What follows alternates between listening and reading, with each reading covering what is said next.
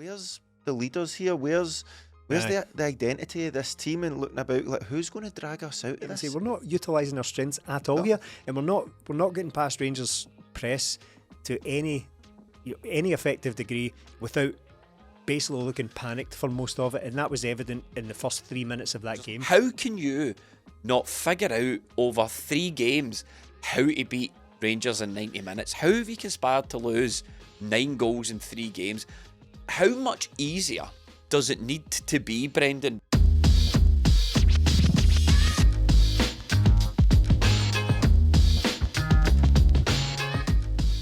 What the shit was that? That's this week's episode of 20 Minute Tims. I'm joined by Martin, the melted welly Melly. Yes. And Vaclav Cherny himself.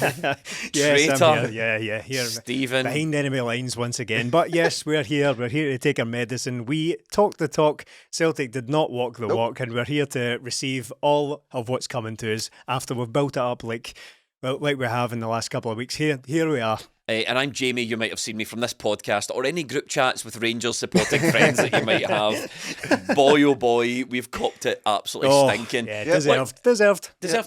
I mean, the game. That's part of the game, Melly. We talked the talk before it. We were slagging. You said Mount Staunchmore. We called them the Staunch Avengers. We said that is not a management team, it's a stag do. Reservoir Dogs, but if all of their code names were Mr. Orange. Yeah, stuff like that. And they kicked the door in and shat in the Celtic Park kettle. They sure did. We sat here laughing, and you laugh at Barry Ferguson and you're labelled a prat, but we sat here laughing about how all he's going to do is come in and make gestures and G them up and tell them to get into Celtic. Turns out that's all it needs. That's all it takes to beat us, because we were absolutely woeful, pathetic, and so soft it was unbelievable. Do not sign up for our Patreon. If you're on Apple. So Patreon have introduced a new feature on the Apple app. If you sign up there, Apple adds 30% onto that and pockets it themselves. So sign up at patreon.com/20minutetims on your browser and save yourself that Apple charge. You can also support the podcast, and you can get extra podcast videos and writing. I've always thought they could be doing a wee bit extra straight out of their pockets, to be honest. I've always said that. So, skin. But now that we're in the meat and the bones of the podcast, I think it is about time we issued an apology to Greg Taylor, because Jeffrey Schlupp was a disgrace, Martin Melly. Yeah, Jeffrey's getting it first. The old scattergun will be out tonight. Take a pick, quite frankly. Yeah, we could have started with spin the wheel. the wheel of unfortune. So it was a brutal display from all the back five, probably, bar Nawrocki. You could maybe give pass marks to. He was fine. Schlupp, he thought a guy coming into the level he's played at, he'll be absolutely fine, but just so soft, beaten to the first header by Raskin. After that, passes booting up in the air, clearances, putting Celtic under pressure. Another one alongside Johnston and Carter Vickers, who would simply just rather play the ball inside or play the ball to Kasper Schmeichel than move forward. And I'm looking at the back line, bar Nawrocki, as the guys who can maybe lead us, the guys that are senior players in the team that have been there and done it, who have played at high levels. I'm looking for them to be the brave guys. I'm not talking about being brave in the tackle, being brave on the ball and willing to pass the ball forward, willing to make difficult passes. None of them did. They all took the easy way out, which put Celtic under pressure constantly, and in taking the easy way out, put themselves and their teammates under pressure time after time. Played right into Rangers' hands. I mean, there's a lot to go through as far as players go and managers go and team selection goes and the way we perform. So we will get, if you're listening out for your favourite player to cop it or whatever, I'm sure we probably will get to that. But I think for me, Stephen, the reason I brought up Jeffrey Schlupp first was because the first kick of the ball targeted him at the left back position nearly, and that's kind of, from that point on, that first opening couple of minutes, we were just all at sea. Well, yeah, the first, between centre being taken and Rangers scoring, Celtic had 8 touches of the ball in 3.5 minutes, and not one of those was under any kind of control. So that's Schlupp heading the ball out of play from the very first kick-off. It's Schlupp making a clearance. It's Hatate making half a clearance. It's Engels kind of swiping the ball. All this is leading to throw-in corner, throw-in free kick. It's all leading towards getting closer and closer to Celtic's box. Kasper makes a save that leads directly to the corner that they score from. So 8 touches, and they were all panicked, preventative measures being taken, getting the ball out for throw-ins, and nothing was under any... None of those 8 touches were contributing towards possession or passing or anything like that. It was all just getting the ball out the box, and that it just basically set the tone for the rest of that half anyway. I don't want to say it was the whole game, because Celtic kind of came to life, I suppose, a bit in the second half, and it looked like all the momentum was with Celtic. But for the first half, which was an unacceptable display, let's face it. Look, totally. Again, look, it's been a day now.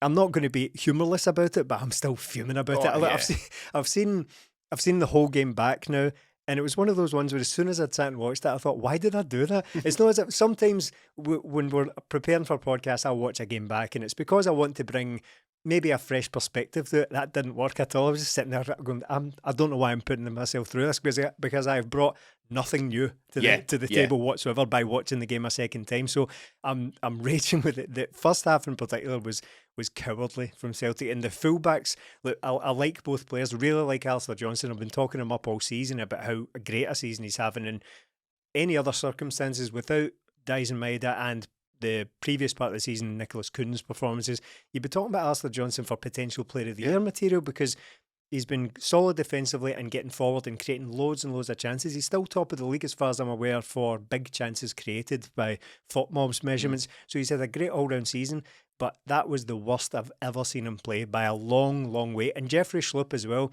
Look, that's a very experienced and very valuable player we've brought to the club. Just last week we were singing his praises, but the performance he put in was just inexplicable. Just if Greg Taylor unfathomable. put that performance in, people would never want to see him again. People would be apoplectic if Greg Taylor had played. It's not really about him, because I've been quite clear about how I'm kind of ready to move on from Greg Taylor now. I'm not calling for him to come back into the team, but that's a good point. If he had put in that performance, people would be absolutely beside themselves with rage about it. So I don't know what went on with those two, because before you, not even delving into the minutiae of tactics or anything like that, fundamentally, you look at the Celtic team and you think, look, that front three is really fast, it's really skillful, there's a lot of attacking edge to that.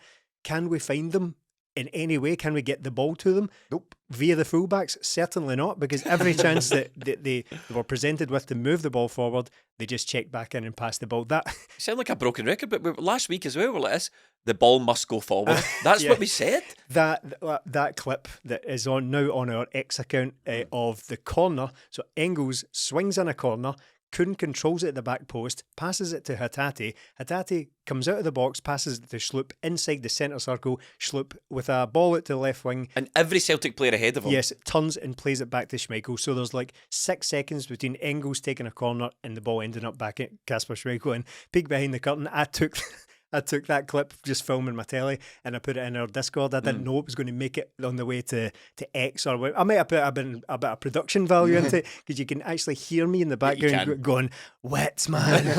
As soon as Schlupp turns and passes the ball, I'm like, wet. There was a point as well where Kasper Schmeichel gets the ball down, plays it out to the right back area, which misses out Carter Vickers. Johnston, instead of turning, instead of looking up, just passes it straight back to Carter Vickers with nobody around him. And it's right beside where we sit as well. And the whole crowd are going, why are we doing this? We've become a parody of this, changing the point of attack so much so. That's what I called that clip Stephen posted. I says, we call this changing the point of attack. And like, from the box to our box, that's definitely a change of the point of attack. The fullbacks are so critical to the way that we want to play. And Stephen, you said, well, it's not. You don't want to delve too far into the tactics, but we'll get to the midfield, but we had a midfield decision to make. We've got a £60,000 a week Premier League, albeit doesn't play every week, guy who we're playing at left back, but again, last week we discussed he predominantly plays at central midfield. We know Rangers were going to be aggressive in there. He's an athlete, he's physical, he's pacey-ish. He plays in central midfield. On the bench, we had Greg Taylor, who, okay, you might not be as everyone's favourite left back, and I'm not saying Greg Taylor would have won us that game, but he's been fine in 75-80% of the Glasgow derbies he's played. So there was maybe a tactical decision there to go, I could kind of see what's coming, because Brendan Rodgers said he knows how Rangers are going to play, nothing's changed. He probably could have played Schlupp in central midfield and put Greg Taylor back at left back. I'm not saying it would have won us the game, but it definitely was. Maybe he did think about it and backtracked on it, but having had a look at how Schlupp performed at left back, there's no way Greg Taylor would have been any worse. And having had a look at how he's performed recently, but you'd be mad to put Greg Taylor in there. Well, you might be, but I'm working with retrospect. Aye. But Jeffrey Schlupp, we said last week, the week before, play him for the rest of the season, because we sat and did a segment on him last week because That he's was been before so Cal good. got injured, though, wasn't Aye, it? I suppose the point here is that it was a bit of a midfield crisis. Can you sort of... So he had a choice between Luke McCowan or potentially Jeffrey Schlupp, and then you put Greg Taylor back in at left back, and the manager went with Luke McCowan in midfield. Yeah, but if we look at it, if you take Cal McGregor out and put Luke McCowan in, it's like for like in the midfield. What you move one guy back. If you take Schlupp out of left back, then you need to move somebody else into midfield. It changes the whole balance of the team, especially with Nawrocki having to come in as well. So you're changing two of your back four going into a game. Probably look at that. If we did get beaten, go, that was madness in the end. yeah. And I think AJ, I would be amazed if he's definitely done a worse game for us. No. And I'd be amazed if he did a worse game in his professional career. He was so bad, but I think one thing that I think encapsulated the whole team and the whole team performance was just a lack of bravery, a lack of, like, I don't know what it is that you need to do to get a bit of sort of pride, playing with the chest up, aggression, all these things we make fun of Rangers for, like aggression, dig and all that. Like, I'm not talking about running about being a hatchet man, but as you said, man, like the amount of times AJ picked the ball up and just passed it straight to Carter Vickers, and you think, we're not going to win. No offence, AJ, right? That's just relinquishing responsibility. We're not going to win a football game like that. We're certainly not going to win a game when we're 2-0 down, and you're just giving it to Carter Vickers saying, do you know what? Someone else can make the forward pass. I don't want to do it. It's Give a it to him and combination. go out the other side so it's not on your side. Yeah. The Michaelistic. Yeah, it was a combination of either shirking responsibility and going back the way either to Schmeichel or Carter Vickers or whatever, and every time he did try to go forwards, it just didn't work. He just passed it straight to a Rangers player. Or do you remember that one? All this stuff is just coming back to mind as we're talking, but Great, isn't it? it was just great fun. I'm just dying to relive this all day. But Kasper Schmeichel passes it out, sort of in between Carter Vickers and Was Johnston. it a shite in the clip first half. pass that was almost impossible to control? Well, yes, there were a number of those, but no, this was just along the ground, and Johnston just waited on it, and all of a sudden, I can't remember the Rangers player, but he just stole in and That's where the second goal comes from. Yeah, because it goes out for a throw in on that side, and then the ball comes back inside, goes out to the other side, they cross it in. That's where the second goal there comes was from. such an alarming lack of communication between the players that I think that, of course, you can't legislate for all of your senior and generally more reliable players having an absolute disaster on the same day, but the lack of communication was bizarre. There was one moment as well where I assume it was a corner because it kind of bobbled around, it bobbled off Engels, and then Dyson and Johnston both got to clear it at the same time. It breaks down, neither of them touch it, and Johnston just side foots it out for a corner because he can't. And then gets shouted at. So Yeah, I can't remember who it was that gave him pelters for putting it out. And it's like, well, I remember the exact moment you're talking about because he was left with no option and he just casually passed it out the park, and everyone was like, what are you doing? All it would have taken is for somebody to let him know. Or he and Dyson they both go as if they want to clear the ball. Dyson was probably in the better position because he's facing out the way. If he'd maybe cleared it with his left foot, that would have been the best option. But all it would have taken was for someone to say that it's put a name on it. I mean, it's the oldest thing in the book. Fives players know to put a name on the ball, but they both just panicked.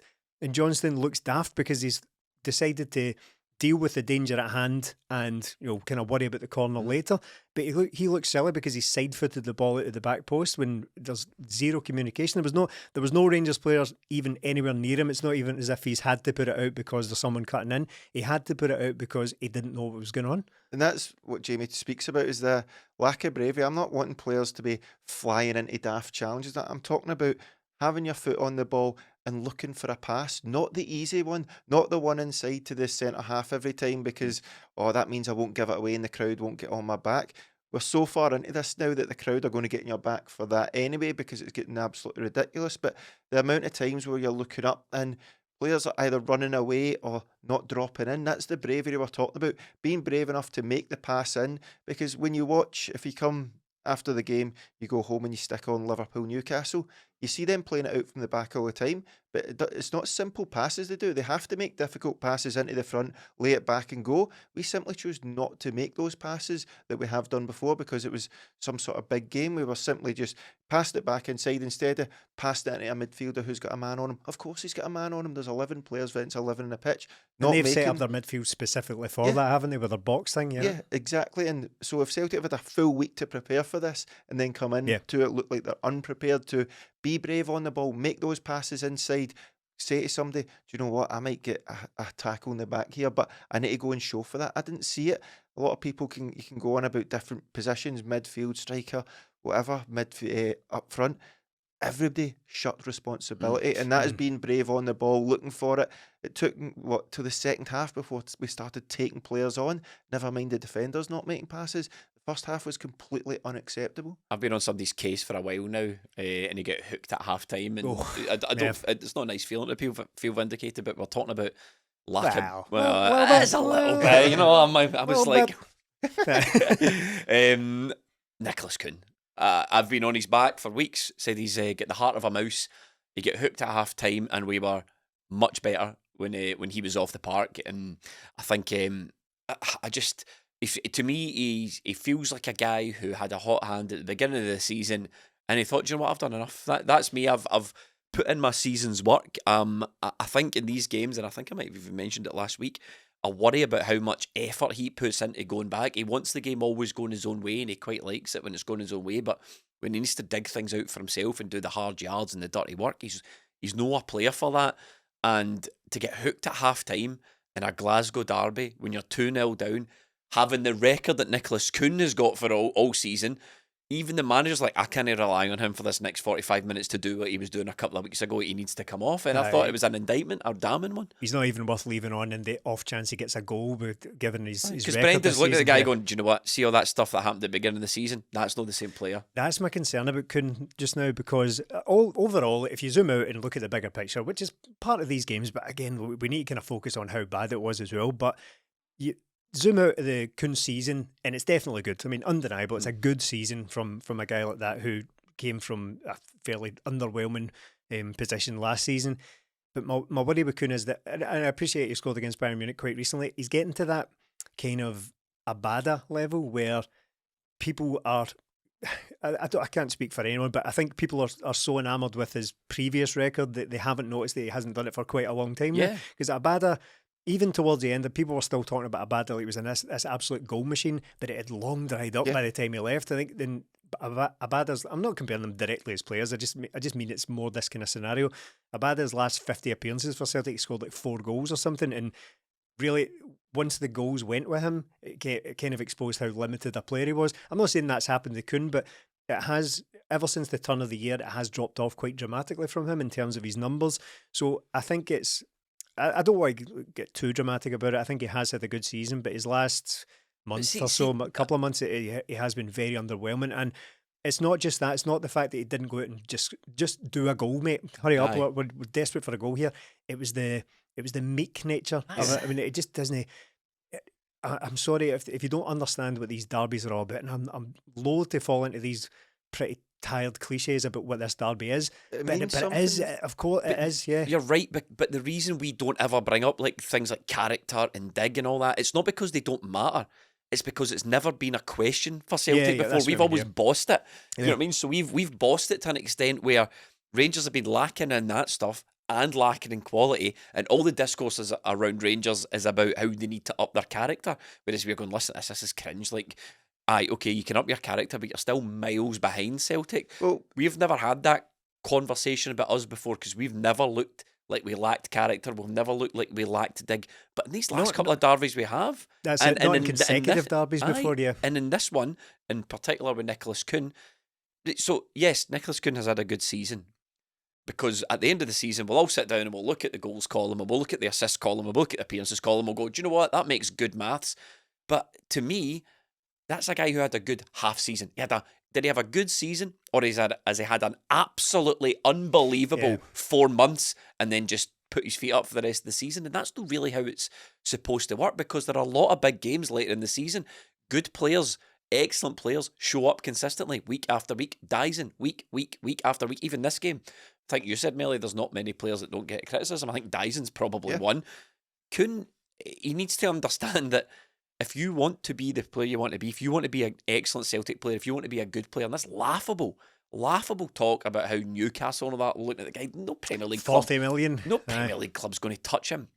You can't have a good 4 months or a good half season and go, that's me done my work for the year. No, you definitely can. And with chat you were talking about there about the character and the dig and all that. See if Celtic had brought that to the game yesterday, they would have won it because they've got the better players, they've got a better style of play, and they know what they're doing. But if you fall down in that in these games, we see it all the time in derbies.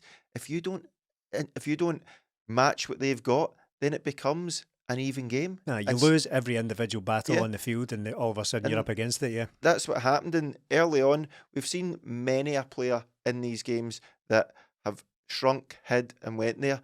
And we've seen that with Nicholas KUHN again yesterday. There was a point in the first half early on where he comes inside, gets brushed off the ball, he manages to win the ball back, and then somebody else just comes in and nudges him out the way, and he's taking the ball off him, and he's screaming for a free kick. Like, you're not going to get that. This is too weak. It's not strong enough, and I'm not expecting him to be barging players off the ball, but his strength has been on the ball, and he wasn't looking to do that. And when he was on it, he was getting pushed off it, and then feeling sorry for himself, like he should have had a free kick. Like, he could have been hooked long before that, because he's one of these guys that sometimes he looks like he's not having a good game today, or he's on one the day. That the free kick he took, beat me to it. He could have been taken off for that. Rangers were lined up on their 18-yard box, and I'm looking at that going, he's not going to cross this in here because they're sitting too high. It'll just go out. And that's exactly what he done. Over everybody out for a throw-in. At Celtic set pieces, their throw-ins, everything was pathetic from us. Oh, goodness me. So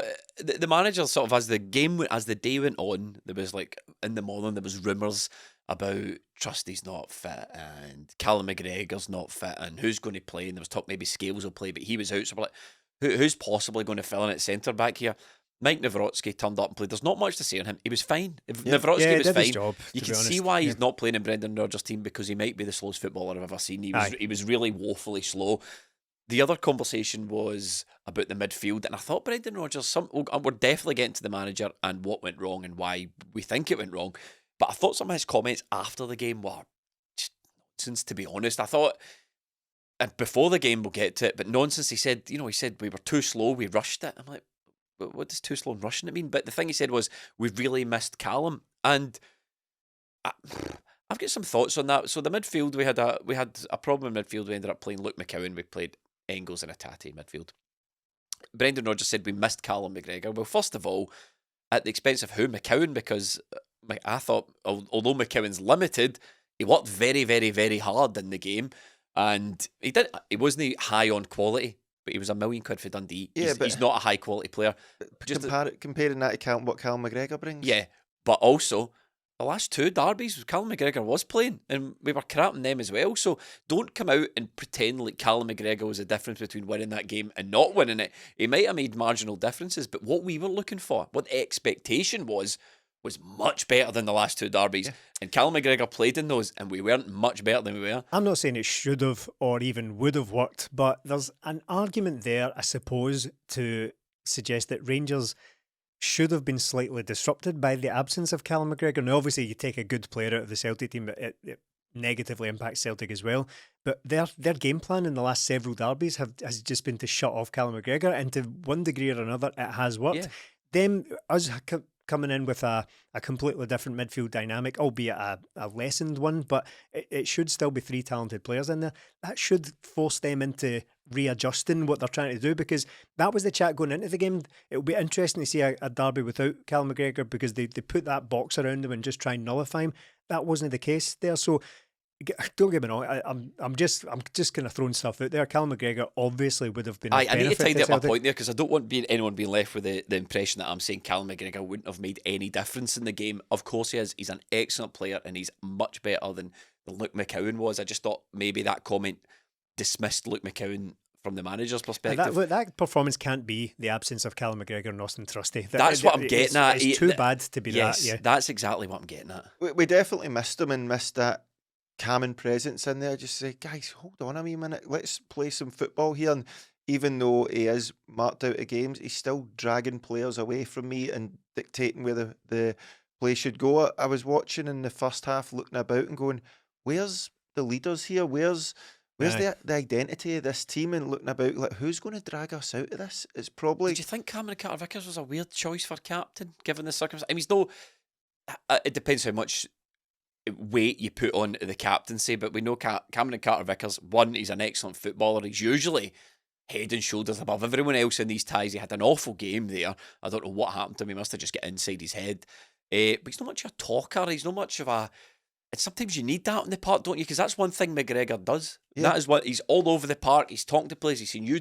He's helping. He's tactically dictating things on the park. With the best one, you're not getting that from Cameron Carter-Vickers. You're not, no, but I think he's the obvious choice. He's always the vice captain there. If you give it Kasper Schmeichel, I don't know what difference that makes either. What I'm looking for was in Celtic's midfield, somebody to take charge, whether it's putting in a tackle, whether it's getting on the ball and trying to take the game by the scruff of the neck. And without Cal McGregor there, we really lacked in there. And there's been chat recently about Cal McGregor's been subbed a couple of times, and maybe Engels is better back there. Maybe we need to move beyond Cal McGregor. Well, there was a telltale sign that we're nowhere near ready to do that, and I would fear the day that Celtic go without Cal McGregor, because if I look across that team, right, Carter-Vickers and AJ are having absolute howlers. They're the guys I would look to. The rest of the team, I'm looking going, where's the identity? Where's somebody that's going to get Celtic into this? For want of a better phrase, where's the players that get it? I know we've got Kieran Tierney coming in next season, but I just felt Celtic lacked a bit of identity. And with that midfield in there, I looked about and went, all I've heard from Brendan Rodgers since he came in was pace and power. And I don't see any of it in the pitch. I think there's definitely a conversation to be had about that, Stephen. See, the captaincy thing, just before we move on from that, the trouble is with such a bad performance, and a lot of this is hindsight now, but the trouble is, even if you put that armband on anyone in that team, take it off Cameron Carter-Vickers and put it on anyone, they all look ridiculous. In fact, they look even more exposed, because Kasper Schmeichel's the obvious choice because he's the most experienced guy by a long way in the squad, and he is probably the most vocal in the team. Maybe Alistair Johnston. Greg Taylor wasn't playing, but he's often cited as one of the biggest talkers in the dressing room. Kasper Schmeichel's the obvious one. Stick the armband on him and he looks comical, because he was all over the place. That Tierney chance. Wow. He should have scored that. Tierney I should have scored that. He certainly should have scored that. For him to take 4 touches, trying desperately to get on his left foot, was one pass at the back. First time pass was at a the back complete waste. I'd be raging if I was Barry Ferguson at that point, and because that was 3-0 or something, whatever at that point, and the game's completely gone. But Kasper Schmeichel passed it straight to him. He was playing these lofted balls over Jeffrey Schlupp, the soft passes into the midfield that were almost being cut out. Some of them got there, but it was just. It reminded, I said after the game when we were doing our post-match on Patreon, or at the Match podcast, yards from the stadium, I said it reminded me of Craig Gordon, some of it, because it was just that, it was that overly casual, right, I'll just chip a ball out to the wing and somebody might win a header, or it'll probably just go over someone's head, but it's only a throw-in, we'll deal with it. Then, I'm sorry to get too far off topics, but the throw-ins are absolutely doing my head in, right? See, I don't know why they're doing this, and everyone scoffed. Remember, Liverpool appointed a throw-in coach or a set-piece coach who took care of that stuff years ago. But I don't know what's going on with Celtic's throw-ins. Been like that for years. So what happens is someone, Hatate, Engels, whoever, will go to take a throw-in and then they'll stop because for some reason Alistair Johnston's got to take them. He comes running all the way over, right? And I think to myself, right, the first couple of times I'm like, right, okay, so they've got a specific taker. Mm-hmm. Something must be worked out here. No, absolutely not. There's 2 parts to throw in, isn't there, Stephen? But Alistair Johnston, he's taken over. He's taken the ball. He's the taker, right? And then everybody just stands still. Everybody just sort of floats around aimlessly. Nobody really looking for it. No. And Alistair Johnston does a ridiculous full throw where he does a netball pass from his forehead straight down, and it's comical. Usually to Rio Hatate, who then tries to play it over his shoulder without looking to Cameron Carter-Vickers. Or we lose possession from it about 80% of the time. It's ridiculous. It's a simple thing, but remember them under Ange? Yeah, I spoke to Gavin Strachan about this at the coaching convention last year, and he said, we kind of work on it. I'm like, but teams work on keeping the ball, and Celtic's whole thing is having control of the game, so surely a throw-in is a chance for you to take massive control of the game. Watching Celtic throw it in,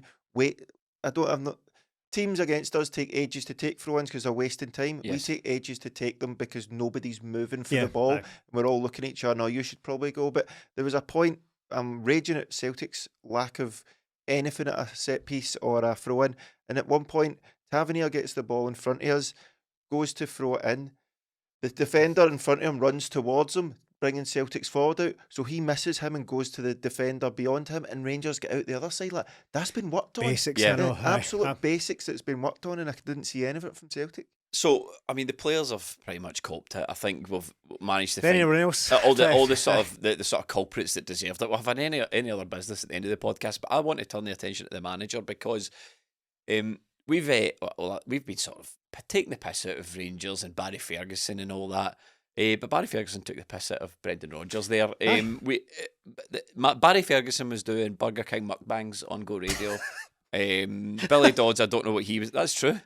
That's true. I don't know what Billy Dodds was doing. Neil McCann was on Sports Scene, and those three guys have managed to get together and beat a £6 million a year, whatever he's getting paid, Brendan Rodgers, elite coach, at his own ground, in a game that Melly, the manager, set up as a massive tie. For the last week, we've been mocking Barry Ferguson, but so's our manager. Our manager had digs. Our manager's been bigging up the game. Our manager was saying, I know nothing's how much changed, same old inconsistencies. Yeah, I figured Rangers out, same old inconsistencies. They're playing the same way. He's saying how much he wants to make it up to the fans. So should be no bother then, should it? well, that's it. So don't sort of. The manager himself has built this game up. We've all built the game up, and he can't get his. We're talking about lack of bravery, lack of motivation. What was the game plan? I find it very, very difficult not to apportion an awful lot of the blame to Brendan Rodgers. How can you not figure out over 3 games how to beat Rangers in 90 minutes? How have you conspired to lose 9 goals in 3 games? How much easier does it need to be, Brendan, before you can beat Rangers over 90 minutes? Because that was at Celtic Park. You had the extra motivation of revenge. We could have taken one more step to the title, and they sacked their manager, and they've got Barry Ferguson. What else do we need to do, Brendan, to make it easier for you? Do we need to pay you more money? Do we need to get you more £11 million players? Do you need another £9 million striker? I'm not really sure what Brendan needs to do. And you might think I'm being harsh, but Brendan himself said these games mean everything to Celtic fans. I'm a Celtic fan. That game meant everything to me, and he balls it up. Yeah, I've really been as raging as that after a game I thought were absolutely terrible. Look, I can go through every player and say about how poor they were or what they'd done. There's been sort of arguments about Real Hatate and Luke McCowan, how they done all right. They started playing in the second half, we were 2-0 down. Yeah. And that's no good enough for me. You start when the first whistle goes. But Brendan Rodgers, the game started for him long before kick-off. He built this up. Rangers had a midweek game, a Thursday night game even, where they went 120 minutes. They told us a couple of weeks ago that we're into 1 game a week now, so we'll start seeing the proper Celtic, and I'm not seeing it at all. Like I said, we can look at individual players, but we did this with Neil Lennon. Like, why am I sitting here going on about individual players and how they're all crap? What does that mean? It means the system or something's not working. Celtic have conceded 3 goals against Rangers again, despite having 70-odd% possession. Pretty much the same at Ibrox as well. So what's going on? You're playing into Rangers' hands. Rangers, what they done wasn't a master tactician. It wasn't a big surprise. They did what they did against Fenerbahce. They did what they did against us at Ibrox. They came out and let Celtic have the ball, then pressed them, made them make mistakes. It's long ball stuff. Yes, over the course of a season, it's probably not going to be enough to win the league. But we're now sitting here with 3 games gone against them in the league. We've lost 2 and we've got 1 to come at Ibrox. We're going to win the league, yes, but we could end this season losing 3 games to them in the league. What happens if they do get their stuff in order next season and these games become the make or break, like they were last season? We beat them 3 times last season and drew once, won the league by 8 points. If that role reverses, we'll lose the league next season. And it gets into this, right, Brendan Rodgers, the whole point to you in your first spell was you were an elite coach. You came in here, the 3-2 game at Ibrox where you changed it and went 2 up front. Why are we not seeing this? You should be a better manager now because you've went down to Leicester, you've went up against elite teams, Champions League. Why can you not do this against Rangers? What has happened in here? Why am I looking at that team going, this is a weak team, when all you have done since you came in is talk about power, and there was no power in that team whatsoever? I think that's a different conversation because I think there is an element of the board and all that, but I don't want to get bogged down in this because see the players he had at his disposal, they should have played a lot better. Yeah. And I Stephen, worry that Brendan Rodgers is taking these games far too lightly. Lewis, who writes for us on Patreon, wrote a great column about Rangers aren't Bayern Munich, but Celtic should treat them like they're Bayern Munich. Yeah. And I think that's the difference. I think, see for these Champions League games, see for the big games against Villa and Bayern Munich and all that, I reckon the attitude and the mentality is completely different. When it comes to Rangers, I think the whole camp thought, we'll breeze this, absolutely no bother. Brendan Rodgers lording it up. That's fine, but you need to back it up. And as Melly said, we were beaten on effort for a lot of the game. We were beaten on bravery. We weren't beaten on huge amounts of quality. I can't remember massive amounts of Rangers zipping the ball by us and we're chasing shadows, things like that. No, the first goal comes from a corner. The last goal, Jack Butland gets an assist. So it's not as if we've been broken down and all that, but didn't take much, did it? No. And that's not something you can just chalk off to something not working for you on the day. That's not your touch being a wee bit off, your passes aren't quite finding their target. 9 goals in 3 games. You've not got your shooting boots on. Bravery and effort, those aren't things you just sort of switch off for the day. And it's amazing just listening to you talking there, Mel, about the potential for next season. And people might you think you're getting carried away thinking about next season, but there's been a pattern slowly emerging over the course of a number of derbies now. People didn't want to hear it at the time that, there was a wee bit of chat about how is Philippe Clement gradually starting to figure out these games, because they went from getting gubbed, started creeping into them. There was one earlier this season, it was 3-0. We thought, right, that's all gone now, we can stop worrying about that. But the tide is slowly starting to turn in these derbies to the point where we've now lost successive ones for, I don't know, the first time in probably ages. And we probably entered this season thinking it's going to be the derbies that matter, because both of these teams will just blow all the domestic competition away. It's been the complete opposite. Yeah. They have a manager who lost his job because of the complete inability to beat domestic fodder, but started sort of gradually clawing his way back into the derbies to the point where someone else is taking over and now won at Celtic Park. So I don't think it does immediately ring alarm bells for next season, but would be foolish not to recognise a bit of a pattern. And I think it does, but sorry, just jump in there, because if we look at it and we go, right, Rangers know how to play Celtic. Is Brendan Rodgers going to change? Probably not. We get into next season. What's happening next season? Brendan Rodgers into last year of his contract. When does that ever end well, that a manager's come at the end of his contract? And look, if Rangers get this takeover and get some players in, I'm not saying I'm fearful of it, but Celtic can't allow this to continue. They can't. They have to figure a way out. Not Celtic. Brendan Rodgers has to figure a way out. But I said that in January. I said that after the cup final. We need to find a way to play against them. It's no difficult. They're no a brilliant team. They bring what they bring, and if Celtic need to match that, but we don't match it. Yeah, it's almost like Rangers domestic. We've got two complete. You know how everyone talks about Rangers? I've got two completely different personalities, Europe and domestic. Yeah. We're a bit like that. We go into these European games with the sort of underdog mindset. We're the underdog. We're going to sit back. We're going to work hard. We need to scrap for every point here. Then we come back to the domestic thing and we think we're the champions. We're brilliant. We can play with our slippers on. It doesn't matter. And then Rangers bring the game to us, and there's almost hold on, you're not allowed to do that. Do you know what I mean? Like, how many times have we heard in these past few games about spooked, rattled? Why are the champions getting spooked and rattled by a team they're 16 points ahead of and can't beat them in 3 games? Why are we having that? Why are we paying a guy so much money and he can't figure this out? I mean, you don't want to throw the baby out with the bathwater here, but there is a question to say, like, well, are you getting your money's worth out of Brendan? Are we seeing any more than we saw from Ange? And Ange was demanding £11 million midfielders and £9 million strikers and getting paid all this money. Like, it's these games that Brendan needs to show. Yeah, he's done excellently in the Champions League. He was fantastic against Bayern Munich, but he said it himself. These are the games that mean everything. He built the game up. It was like, watch this. Splat. You told us all, stand back, I've got it. We put our faith in you.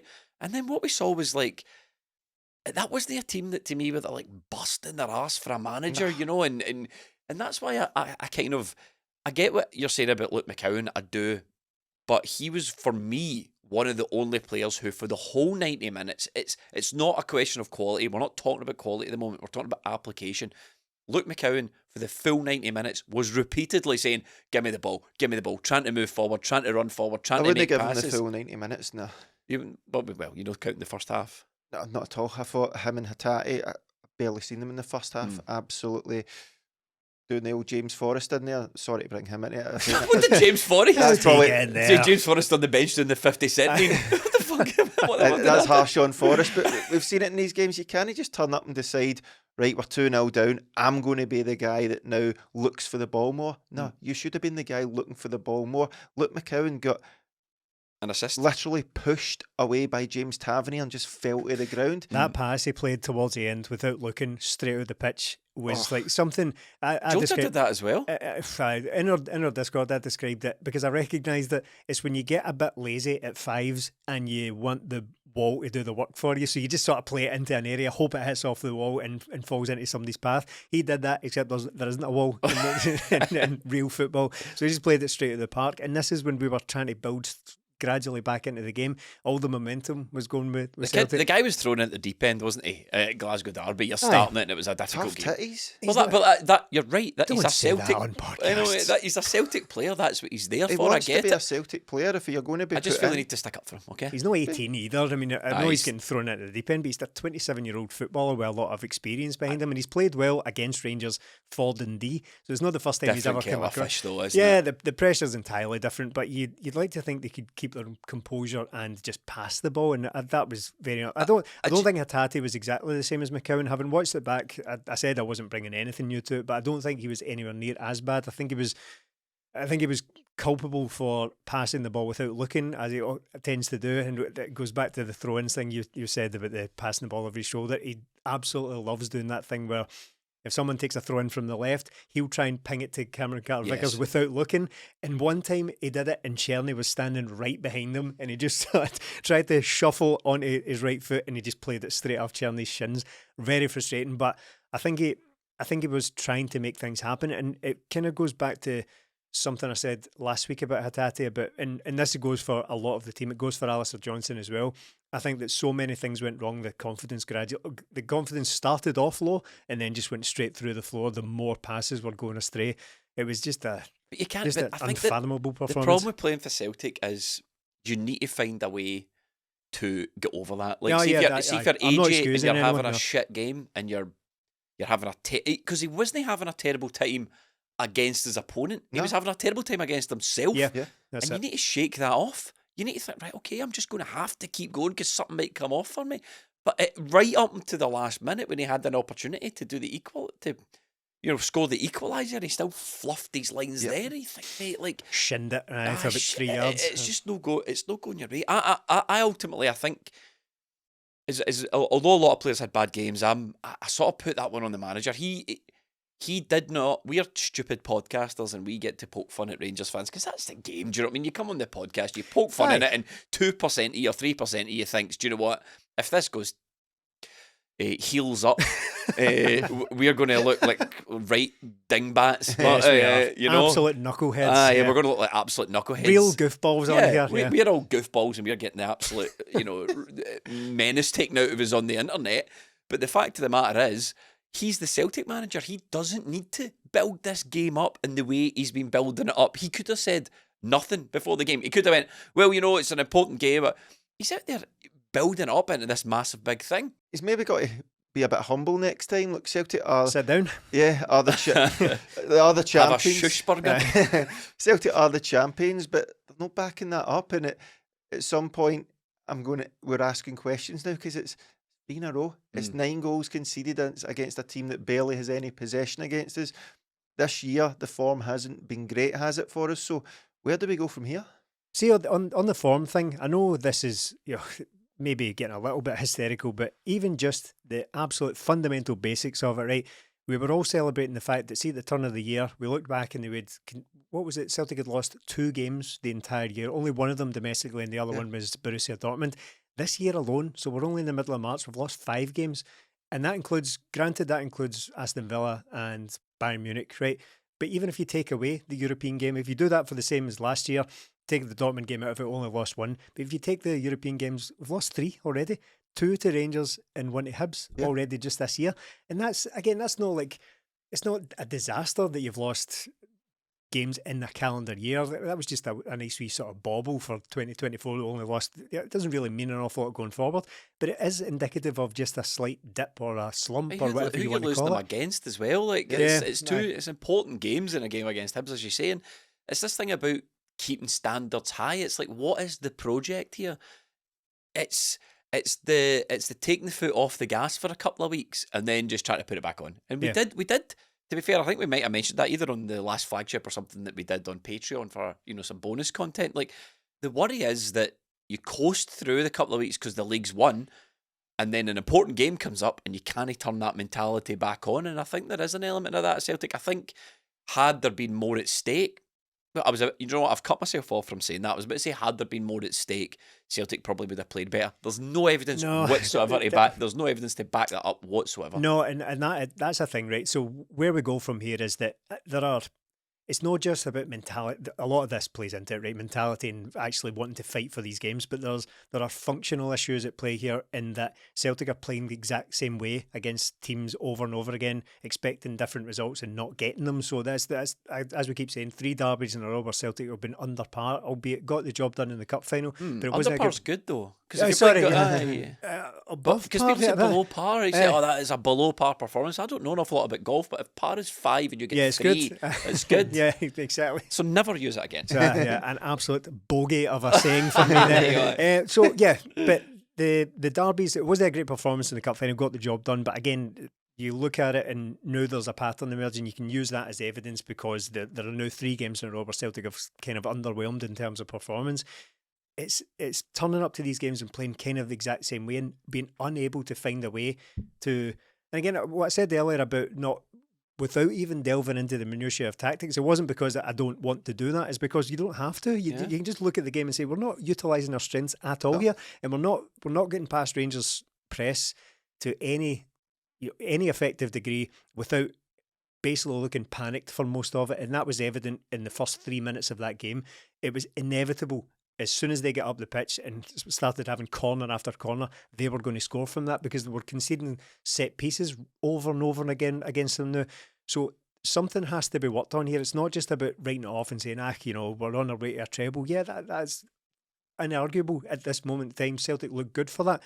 But there are patterns emerging here that should be of concern going forward, because it's going to be the same manager who goes into these games next season and goes into Ibrox and my light's going off, but I'm in the middle of a sentence here. So it is a concern going forward because there are not just, when you combine things like mental strength and will, and also combine it with technical problems that are going wrong in a game, that's when real issues start. Problems. We're wanting to talk about technical problems. Where does Celtic go for here, Melly? I mean, just to finish up, I'm going to give you the last word on it. Part of the problem for me is I'm starting to wonder if I would just, rather than win, the League Cup, I would rather do the double but beat Rangers in every single game. And part of the problem, last season, but part of the problem we've got is that making amends for this is so far away. We need to go and beat them at Ibrox. This kind of doesn't really look like a team that's capable of doing that the way the last couple of games have panned out. So you're looking to go, when can we make this right? How can we make it right? And unfortunately for Celtic, if they don't beat Rangers at Ibrox, there's no real way to make it right until next season. No, there's not. And look, this has been a good season with the Champions League and the league form. But if we're going to finish this league having only beaten Rangers once and potentially losing to them 3 times, that's not good enough. No. It's the manager's own words that these games matter. These are the things that the fans look forward to. It's not about coefficient points. Yes, these are the games that we remember. These are the games that make you a Celtic player. And if those players, what you said earlier about if there was more at stake, what would have happened? Why does there need to be more at stake? This is the biggest game these guys will play. Anybody that comes to Celtic should be coming to play in these games and star in these games. See, if you're not up for that, it's not the place for you. So Celtic need to sort this out, get a grip of it, because we can't continue going on like this. Brendan Rodgers is meant to be a very good manager, adaptable manager. All that was spoken about before the January game was his record in these games. His record in these games is looking terrible now. So we need to start that. We need to figure out a way of playing these games. And he needs to do what he talks about. Get the power and pace in there. There's none of it there. 2 words, unacceptable. Just before we go, Vaclav Černý, blooming heck, squirting people with water. That's an absolute disgrace. Can I just issue one apology? Yeah. Sorry to James Forrest. I shouldn't have brought him in. He had nothing to do with him. And on that bombshell, we shall wrap up. Thank you so much for watching. Thanks to everyone who supports us on Patreon, Apple and Substack. If you'd like to do that and want extra content, there are links in every bio. Catch you next week, Rangers fans.